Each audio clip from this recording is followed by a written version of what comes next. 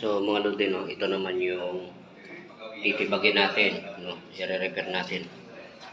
So, dahil ito kasi dapat meron tayong 6 feet na clear simula dito sa ceiling, ito biga, no, hanggang dito sa kung saan ka tutungtong bago umakyat.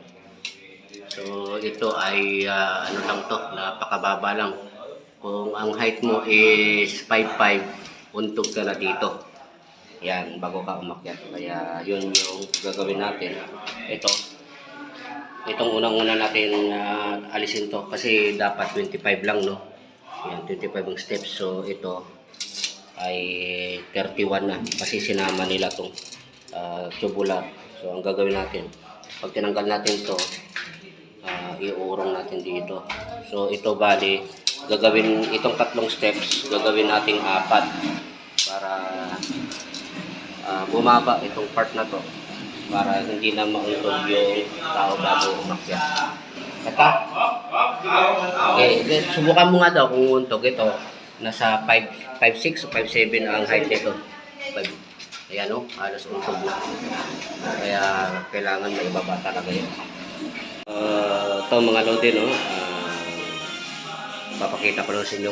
Wala tayong intensyon na masama, kundi awareness lang. Ito magiging aral sa atin to, sa mga kapwa ko welder, fabricator na sana.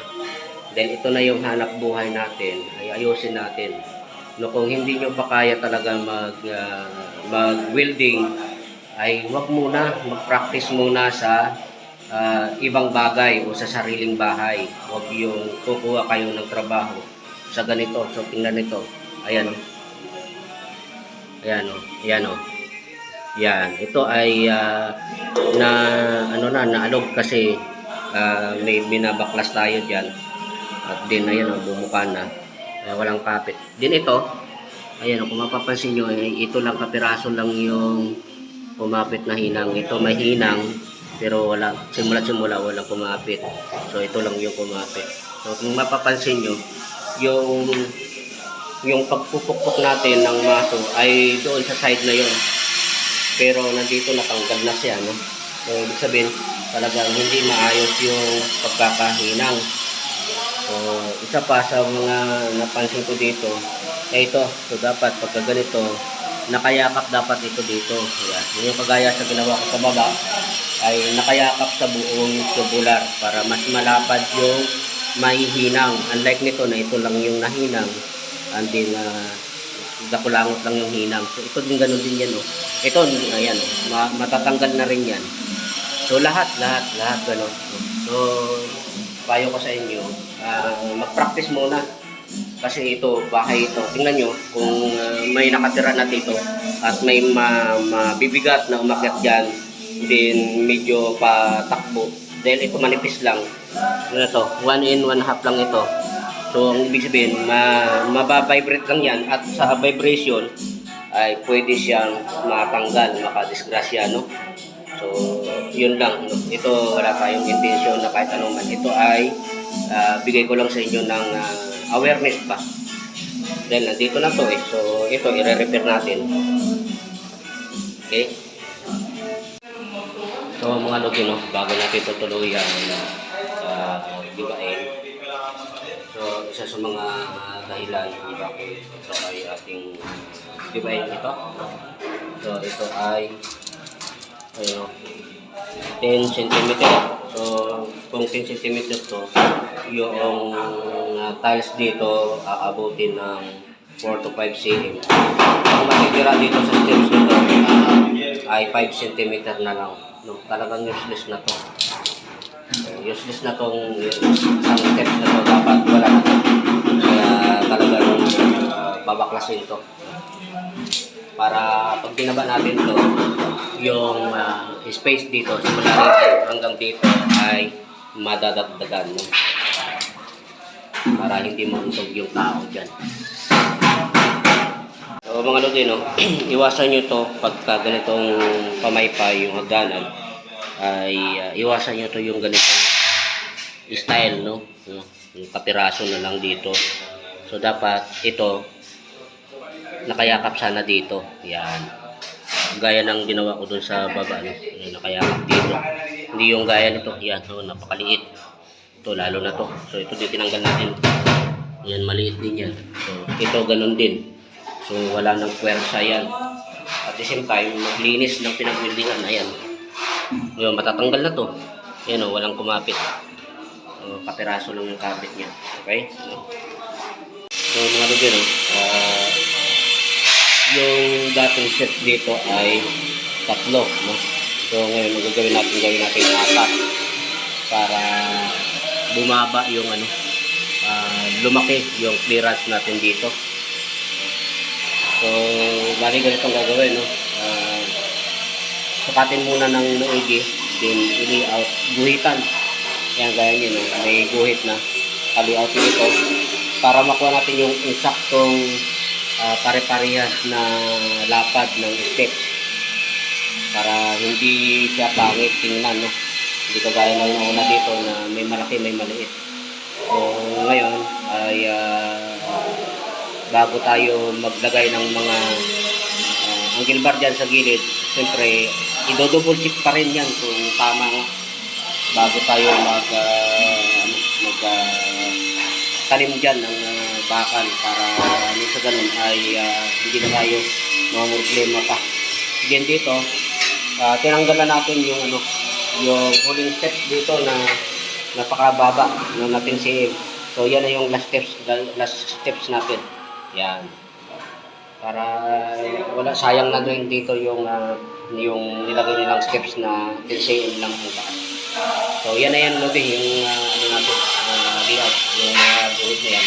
Yan na yung susundan natin. So hindi na tayo magkakamali dyan. So mga lubino, dahil ako lang mag-isa, nilagyan ko muna ng ninilgan ko muna para pag binutas ko ng barena ay hindi na gumalaw pa, no? Kasi pagka wala to, kung nilagay natin ng nilgan pako ay minsan nagbabago, no? Dahil siyempre walang guide, kaya mas mainam yung ganyan. So mga lodi, no, ilagay na natin tong mga angle bar na pinaka-frame ng ating mga steps. So ganito mga lodi, no, ganito dapat yung gagawin nyo. Yan, pagka ganito dapat ay ito naka-yakap dito sa ito 2x2 na angle bar, dapat nakayakap yan para mas malaki yung mapaghinangan. So tingnan nyo yan, ang hinang yan ito, yan, hihinang dito, and then may hinang din dito sa kabila, sa ilalim may hinang pa yan. So full wheel pa ikot para matibay. So dito gaya ng dati na isang daliri lang dito lang sa kanto. Yan, din pagka na-vibrate ay natatanggal. So yan, makunit na lang yung bakal nito, hindi pa matanggal ang hinang niya. So ganun dapat mga lodi. Pagka nagtatrabaho, dapat kailangan sure ball kasi mahirap na pagka may nadisgas yan. Okay. Yan yan. Tanggalin mga saksakan. So ito, Yung dalawa. bago pa to natin tuluyang buhusan, kanina pinatesting natin sa matangkad, no? At hindi na siya bubunggo kasi dito bago pa siya mauntog yan dito sa taas ay nakalagpas na siya doon. Yan, unlike dati na pagtungtong niya dito ay bunggo na agad siya dyan. Ngayon dahil pasok na yung steps doon, makakaiwas na siya dito sa kanto na to, sa untugan na yan. Kaya goods na ito.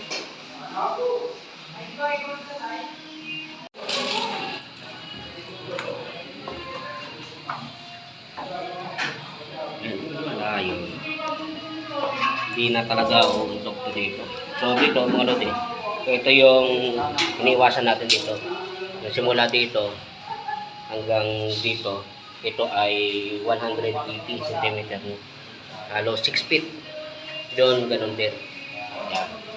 Dito ganun din. Kaya iwas talaga dito. Maliban na lang kung mga 6 feet pataas yung dadaan dito, talagang yuyuko na siya. Pero dito ay kung 6 feet ka lang din, ay hindi ka pa uuntog dito. So ito yung dapat na consider natin, yung clearance ng vertical clearance ng hagdanan para maiwasan yung pag-untog ng tao.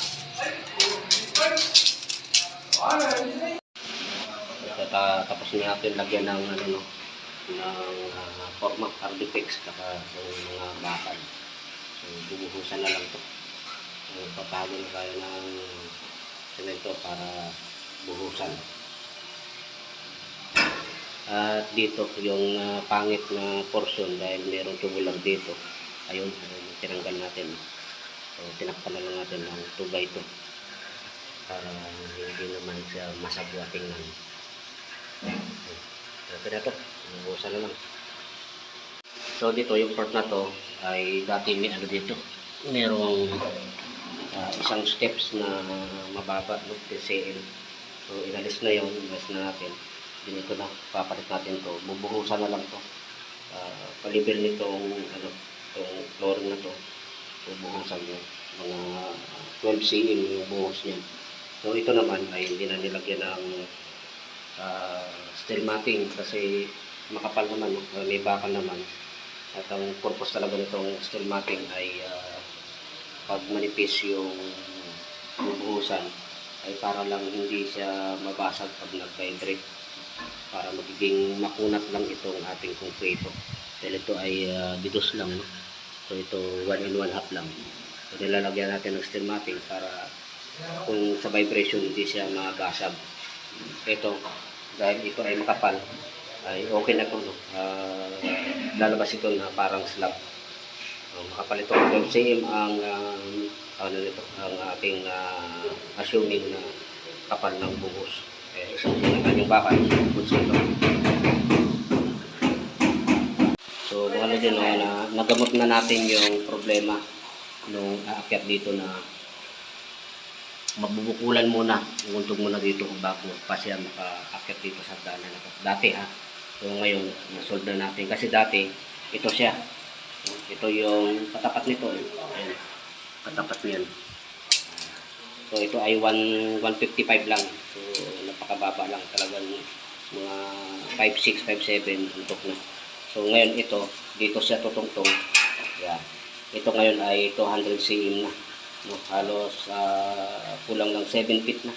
Itong ano na to, itong taas nito hanggang dito. Kaya libreng-libre na. Ngayon kung dito naman siya, ito ay 180. Pero pagtungtong niya dito, bago pag-apak niya dito, nakalabas na siya. Kaya kahit na 7-footer yung tao, hindi na mauuntog dito. Solve na yung problema natin. Kasi dati ito, tatlo lang ito. Yan, hanggang dito lang. Kaya talagang mauuntog ang tao. Ngayon ay 4 na. So yung nandito ay nandito na. Nakaiwas na siya. Okay. So yan yan. So ito na. Problem solved na. So wala nang mabubukulan dito. So ito yung, pag nandito ka sa taas, ito yung hagdanan. Medyo matarik lang siya ng konti. So ito kasi iba yung nag-umpisa dito, no? Iba yung gumawa dito. So hindi repeat lang natin ito dahil nga may problema, nauuntog yung mga umakyat dito. So yan na yung itsura nyo ngayon. So simula dito sa kaya na yan, yun yung nirepair natin, yun yung binaktas natin, yun yung mga wala pang buhos. So ito hindi na natin ginalaw, hindi na pinagalaw. So dapat ito ay yung rekomendasyon ko dito ay medyo na parang itong steps, no? So bali 25 lang siya. Bala ko sana ito kung isasama ito sa pagpa-repair ay gagawin ko sana itong 30. Inonosing na lang yung papasok yung 5 cm dito para medyo magaan umakyat, no? Malapad yung makapakan. So ito, sinintend lang natin yung hinaharap ng cement, may buhos dito. So maliit lang talaga, masikip, no? So ito sana paggawin pa sana ng bagya dito pasada. Ito, skip na to. Area na to.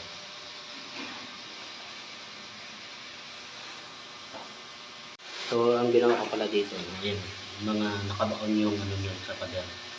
Yung bakal papunta rito. Then dito, ay pinalagpas ko na. Dahil ito naman ay may tapping ito na 5 cm to 6 cm. Kaya matatakpan ito. Ayan. Then nilagyan na ng bakal. Then dito naka-welding yung ating mga bakal dyan. Kaya napakatibay niyan. Siyempre pa na, napakaraming bakal. Sayang na lang din yung bakal na naputol natin. Kaya inilagay na dyan. Tapos siyempre, yung may angle bar ito. Ayan o, may angle bar na frame sa ilalim. Ayan, nakatalim din yan dyan. Ayan. Napakaraming bakal na nakatalim dyan. Kaya kahit magdandagan sila rito, hindi yan matatanggal. So, ito, bukas pwede nang daanan yan. Yan lang ang kagandahan kapag yung frame ay bakal. Din yung hard defects din, hindi na kasi tatanggalin. Kaya bukas, pwede nang daanan yun. Hindi na mababasag yun. So, ayan. Nabuhusan na ito kahapon, yung hapon. Hindi ngayong umaga ay pwede na itong daanan. Actually, dinadaanan na ito ng mga nagta-tiles sa taas. Sorry. Ito, medyo maaluan na ang pag-akyat. Hindi mo na alala yung nauntog ka dito. So, dito. So, ayan.